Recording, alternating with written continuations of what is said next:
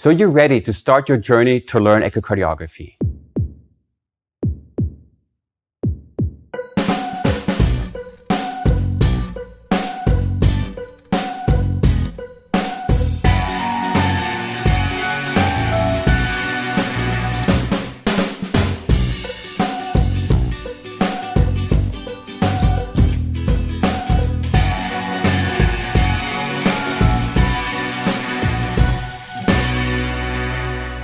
This was really good. So you're ready to start your journey to learn echocardiography. A wise decision. It will definitely open up new avenues in your career, will make you a better doctor, ultimately for the sake of your patients. Welcome, Anna. Thank you, Thomas. Are you ready to go? More than ready. Okay, so are we. But before we start, I just want to make sure that you belong to the target audience for this course. So are you either a primary care physician or a critical care physician, an intensivist, an anesthesiologist, cardiologist, or an internist? Then this course is for you because we want to provide a course which forms the basis for all these specialties. Good. So what can you expect? The course is going to be structured the following way. We will have a starter kit course, that is where you're in right now. Then you will be able to visit our classroom or call it our basic course on echocardiography, which also includes an imaging primer and all the clinical information you will need. And for those of you who want to become real masters of echocardiography, we have an additional course for you, the so-called masterclass. So once you finish the basic course, you can proceed to the masterclass. We will start with the starter kit right now, and we will focus on the first part, which deals with left ventricular function.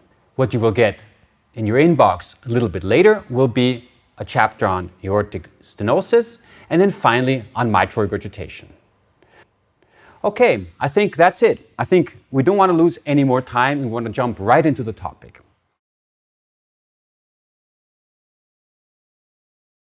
Left ventricular function. Is it really important? Let's hear what some experts say. I deal a lot with oncology patients, and left ventricular function is really one of the most important determinants. In patients undergoing chemotherapy, you need ejection fraction before and after the chemotherapy. Left ventricular function is essential in critical care scenarios, and it allows us to look for the etiology of shock. This could be hypovolemic shock, cardiogenic shock, or obstructive shock. Knowing the left ventricular function can also guide resuscitation and fluid administration. The left ventricular function determination is one most important thing in our post-surgical patient. So to summarize, why do you want to know about left ventricular function? Well, it helps to define the cause of the problem. It tells you which level of care you must provide. It dictates management and defines prognosis. And actually, this is true everywhere, both in case your patient has a heart problem or in case your patient may develop a heart problem. And the nice thing is, it's rather easy with echocardiography. Anybody can do it.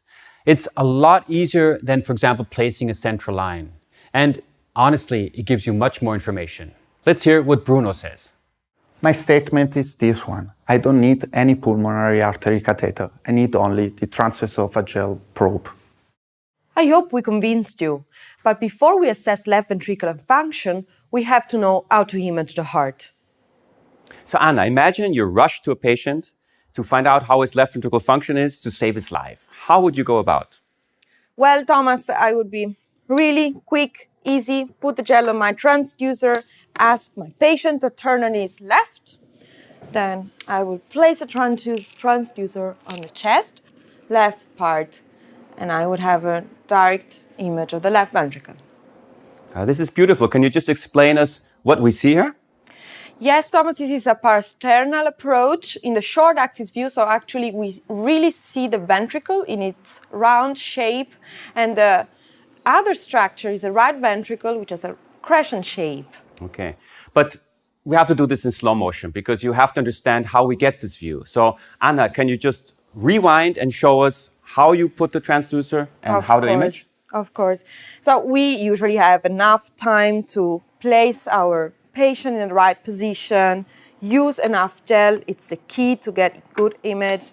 And the transducer for a parasternal approach has to be placed near the sternum, left part of the chest, and the transducer has a marker. This marker should point to the left shoulder of our patient. The position is around the second, third intercostal space. And here we are. We play a little bit, we have our image. So I actually prefer the short axis view if you really want to get a quick impression of how ventricular function is. Of course, there are many more views, but we'll show you these later. So congratulations, your first view. But to give the short axis view a little bit more depth, we want to provide you with a short simulation so that you better understand the anatomy and the cut plane. Here are a few very important tricks that will help you to optimize the image so that you get a very good short axis view. Now, in this case, we have a short axis view, but it's not really in the middle of the sector. How do you get it into the middle of the sector? Well, by performing kind of a rocking motion. So you move the transducer more towards I would say to the right shoulder in this case, and optimizing the image so that you have it right in the middle of the screen, okay? And then when you have it in the middle of the screen, you would optimize the rotation. See what happens if I rotate counterclockwise. All of a sudden, I would leave the round shape and come into what will then be a parasternal long axis view. So try to optimize the view so you have the ventricle as round as possible. And the next thing you have to correct is the level where you cut through the left ventricle.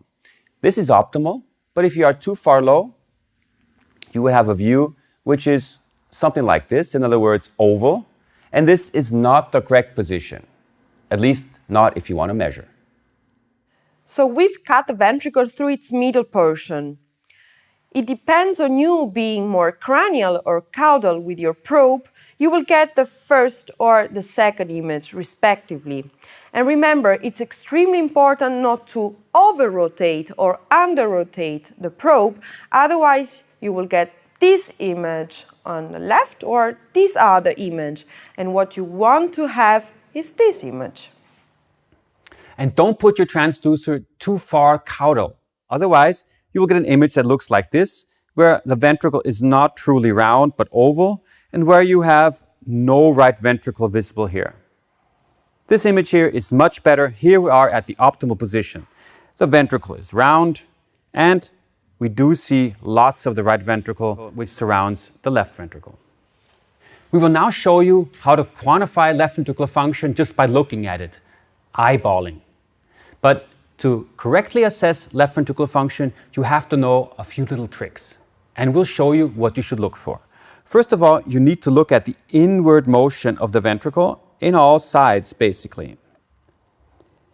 The next thing you look at is you look at the thickening of the myocardium. Notice that the myocardium gets thicker while it contracts. These two things are the principal criteria that you should be looking for in a short axis view. So this is a normal ventricle. Thomas, I don't think so. Why? I mean, function is normal, isn't it? Yeah, but I see a little structure moving. Ah, Anna, yes, you're completely right. Here, right in here is a little structure that is moving quite quickly. So what do you think this is? I guess it's a vegetation. Yes, that could be a vegetation. In any case, you've seen your very first pathology. But now we need to show you how an abnormal left ventricle looks like. So, for instance, the image on the left of the screen represents a dysfunctioning left ventricle, and for sake of comparison, on the right side, you will see a normal left ventricle. Yeah, one can nicely see that the motion of the ventricle, inward motion, is a lot less compared to the motion you have here. I think it's quite apparent, right?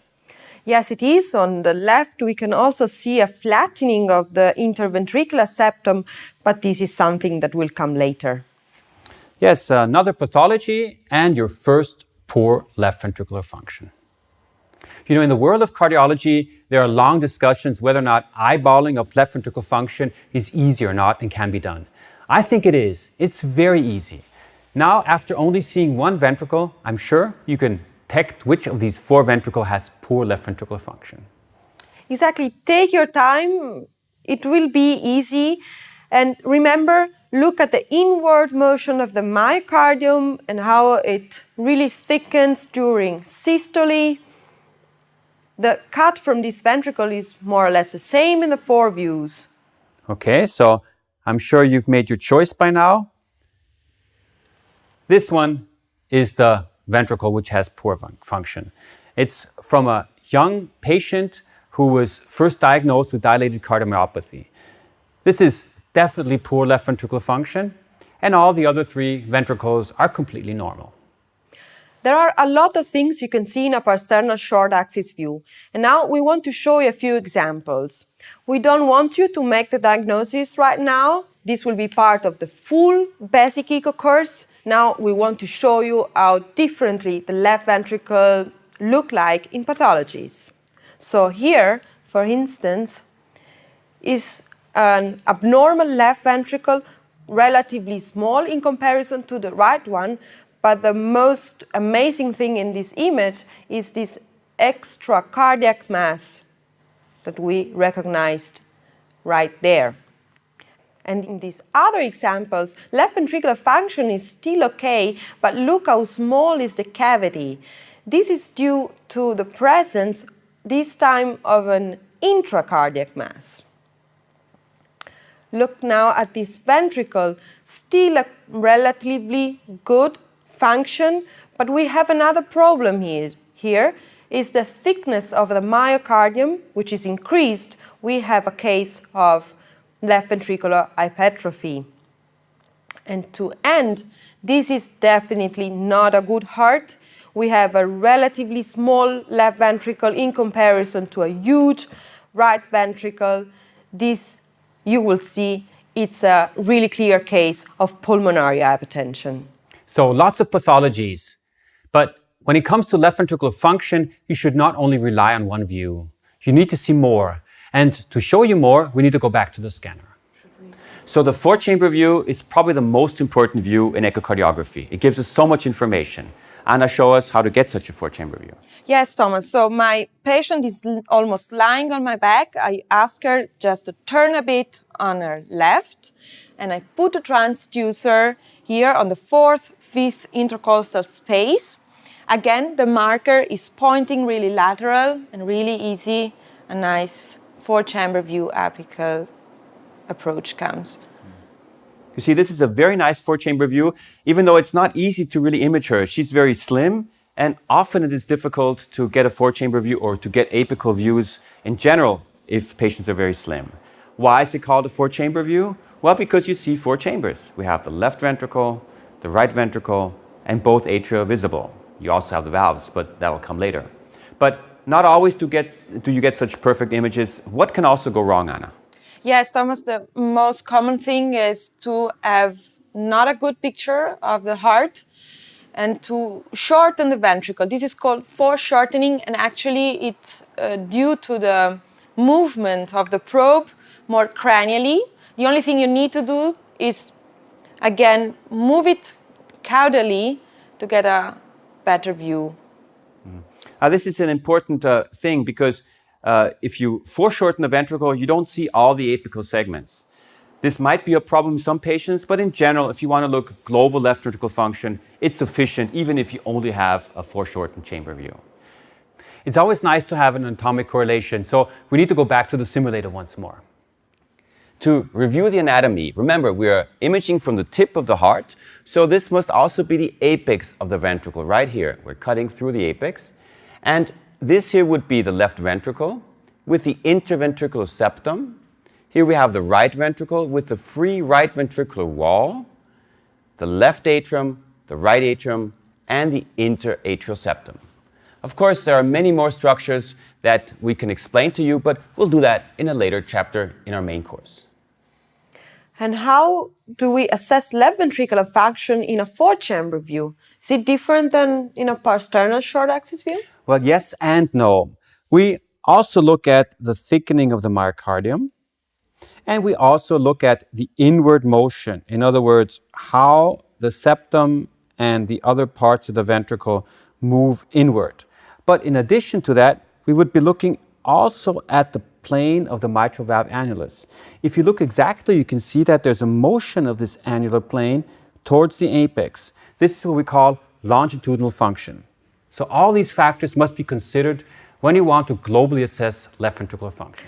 And here is an example of left ventricular function assessment in four-chamber view. We have a normal left ventricle on the left of the screen and a compromised function in the left ventricle on the right of our screen. But as you can see, the problem is not only the function of these two ventricles, it's also the size, because we have a normal on the left and an enlarged left ventricle on the right. And another thing is different. If you look exactly at the shape of the ventricle, here this has more, I would say, the shape of a bullet, while here the ventricle is elliptical. Especially here at the apex, it's rounded. And this is an important feature that distinguishes a normal from a diseased ventricle as well. Beyond doubt, the four-chamber view is the most important view. It's like the high stand. From there, you can see everything that is in your field of view, and you can see a lot of things in the four-chamber view. Here is an example of a ventricle which has a problem. Anna, can you tell us what's wrong here? Yes, Thomas, definitely left ventricular function is not okay. But when you do not focus on the global function, but you go into details, we can really see a part of the left ventricle is not moving correctly. It has no thickening, no in-wall motion. It's the apex, so this will be an anterior myocardial infarction. And here is another example. Look at the motion of the interventricular septum. Actually doesn't correlate to the motion of the remaining ventricle. This is a clear example of left bundle branch block. And here we have an example that we really always like to show, because these patients have terribly good quality. And we have a case of infiltrative heart disease, in particular amyloidosis. So you really see the thickness of the myocardium, especially in the septum. Doesn't this show how beautiful the image quality can be in patients who have amyloidosis? As a matter of fact, if you buy a textbook, the chances are very high that the cover picture will be amyloidosis, simply because that's the best image quality you can get. If you have amyloidosis, the images are sometimes absolutely stunning. Exactly. And here we go with the last example. You already have seen the Parsana short axis view of this heart. Here is the four-chamber view. Again, we have a huge right ventricle, which in comparison to the left ventricle is really enormous. This is the case of pulmonary hypertension we were talking about before. Thank you, Anna. We could go on and on and on showing you pathologies, but we need to move on to the next view, which is the subcostal view. And here's the last view we want to show you. It's extremely important, especially when you work in emergency settings. It's a subcostal view. Thomas, can you tell us why it's so important? Well, the reason is that you do not need to position the patient. He can be lying on his back, and that's what you will see in emergency settings very frequently. Now, to understand how the subcostal view works, we have to know what subcostal means. It means below the diaphragm, where we'll be imaging the heart, which lies relatively far away here in the left part of the chest. So we'll be placing that transducer right underneath the sternum with the marker that you see here to the lateral side, imaging towards the shoulder. Now, to image, we have to use a lot of gel. Let me put this here. And we ask the patient to inhale while I push the transducer towards his sternum. So inhale. See, and then you see the heart appear. You see the four chambers. Anna, can you show what we see? Well, we can really see the left ventricle and the right ventricle. You will learn to assess also right ventricular function, but this will come later. Now focus on the left ventricle. Yes, that's important. And since this chapter is on left ventricular function, this is one of the views that I would recommend you to use. Now, in a clinical situation, you will often not be able to get views from all of the windows we showed you, but at least one of the views, I'm sure, will be able to give you information about the function. And this is actually what you need, enough to help the patient. The subcostal view. We are imaging actually through the liver, so this is the liver, this is the diaphragm, and here we have the heart. The septum is very slanted here. This is the free left ventricular wall, the free right ventricular wall, and here are both atria, and the interatrial septum can be seen here. So this is how we cut the heart from a subcostal approach. This is nothing really different from an apical fold chamber view. It's only that we are imaging more medially and from below, of course. And this is also the reason why the septum is more slanted towards this direction. Yes, that's completely true. And if you look at the different subcostal views that we can get, you will see that the orientation of the apex and septum varies a little bit depending also on the habitus of the patient. Here's a beautiful example of a normal subcostal view. And here is an example of a patient who has a problem. What is the problem here, Anna? Yeah, actually we cannot really visualize the apex, which is really important when we want to assess left ventricular function, because mainly he has, there's a stomach here, so he has gas, and we cannot really see. Right, the apex is not good to see, but still, I guess those segments that you see can be judged, and function is probably normal here. So remember, the position of the septum varies from patient to patient. You would have a septum which is more parallel to the ultrasound beam in very slim patients, and you would have a position which is perpendicular to the ultrasound beam in patients who are obese. And of course, we can assess left ventricular function in a subcostal view as well. That's what you have to do if you have no other field of view available. An example of a patient with colon carcinoma, chemotherapy, who came in acute dyspnea. What is his left ventricular function? Extremely reduced. As we can see also, the subcostal approach gives us the possibility to assess it. Yes, he has a rather high heart rate, and the ventricle is relatively small, but nevertheless, function is definitely reduced and certainly explains his dyspnea. Now, if you don't mind, Thomas, I would like to show more examples of subcostal view and heart. Here is a classical example of pericardial effusion, and you can see the pericardial effusion is creating problems to the heart. You can really appreciate the awkward motion of the wall of the right atrium. But we will go into detail later with the pericardial effusion. Now, this is a matter of fact, pericardial effusion is a pathology that we really love to look at in the subcostal view. So this is one of the big strengths of the subcostal view. Exactly, and here we have another example. We can hardly see the movement of the right ventricle here, and the reason is really clear. There's a mass, intracardiac mass involving the wall.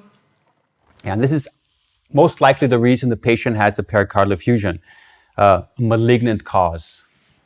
Exactly. And to go on with another example, this is a really good one with a huge left atrium, and actually this is a case of chronic mitral regurgitation, which of course caused enlargement of the left atrium. Yeah, this was actually a patient who refused surgery for many, many, many years. And despite the fact that he had very severe mitral regurgitation. And over the years, he developed a left atrium that was huge, probably one of the largest left atriums I've ever seen. Nevertheless, you can see that the subcostal view is very powerful, and you can detect a lot of pathologies from there as well. So this concludes the first part of our Echo Starter Kit. I hope you enjoyed the first part of your journey. And I'm sure you will follow us again in the second part of our starter kit, because we will talk about aortic stenosis, and you don't want to miss this chapter.